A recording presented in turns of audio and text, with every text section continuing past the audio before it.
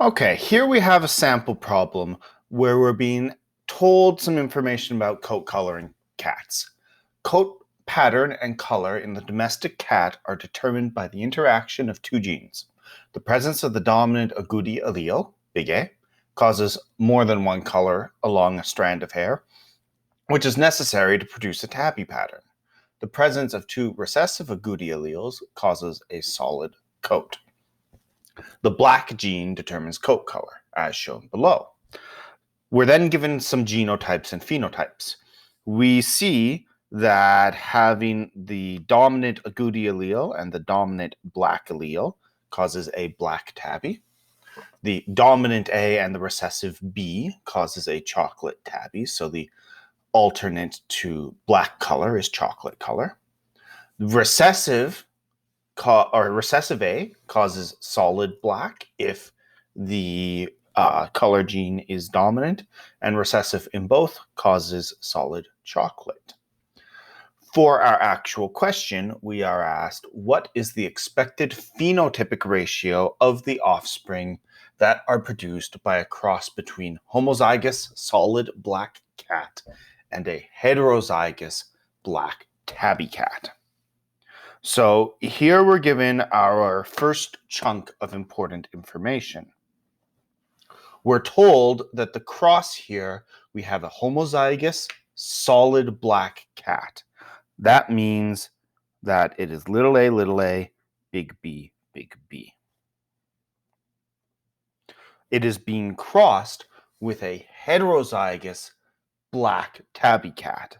Heterozygous black tabby would be big A, big B, little b, because then both traits get to be heterozygous.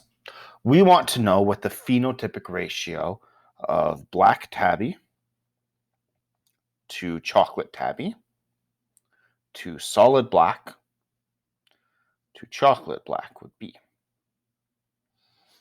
So what we're going to do here is we're going to do a dihybrid cross Punnett square. For this Punnett square, we're going to need the big Punnett square. Oh, I need to bring that down a bit. There we go. Okay, we're going to need the big Punnett square, and the reason for this is because we're going to have 4 combinations from each gamete.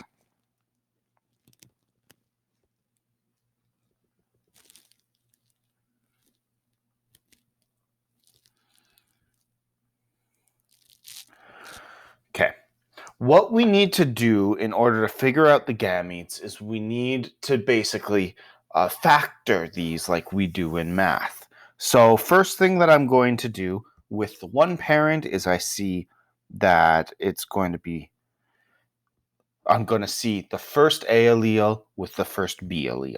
That gives us little a, big B. Then I'm going to do the same thing with the second B allele.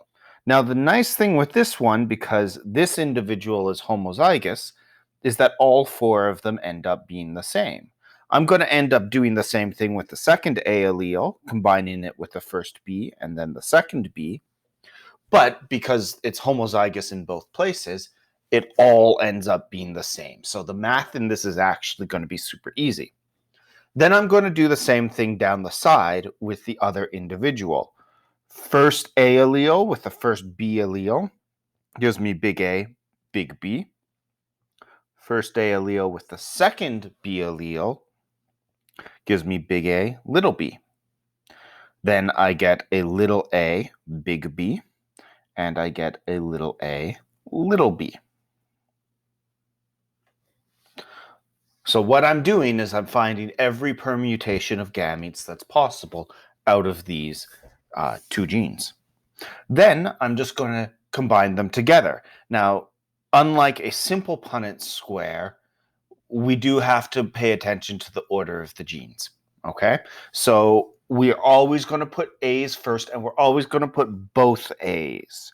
Even though they're coming from different parents, when I combine the A's together, I'm going to put them first, and I'm going to put the B's second, so that we have the genes alleles paired with each other. As well, it doesn't matter where the big A comes from. Big A always has to go first. Don't put little a first, because then it might look like the two heterozygotes are two different things, but really they're the same thing. So I'm going to bring down and bring across all of my allele combinations.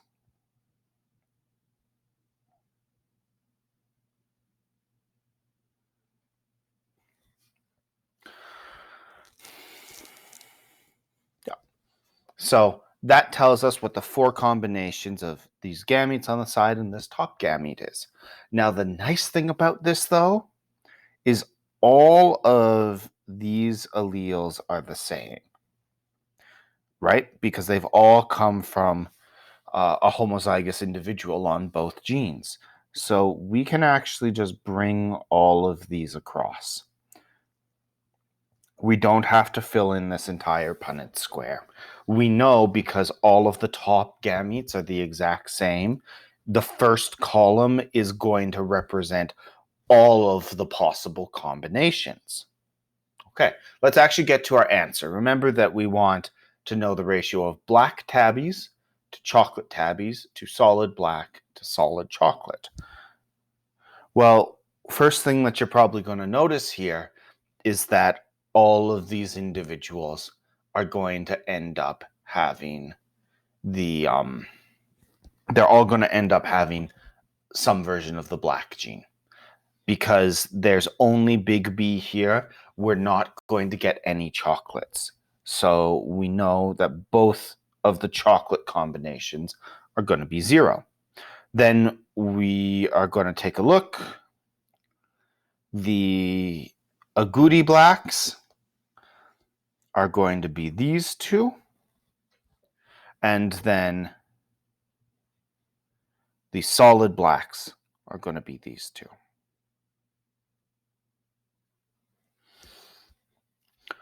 Now, that is 2 to 2, but we can always simplify that down. We could say that it's a 2 to 2 ratio because there's 2 of each of them, but both 2's are divisible by 2. So what we would actually write is it would be a 1 to 1 ratio. So our final answer here, because this would be for a numerical response question, would be 1, 0, 1, 0.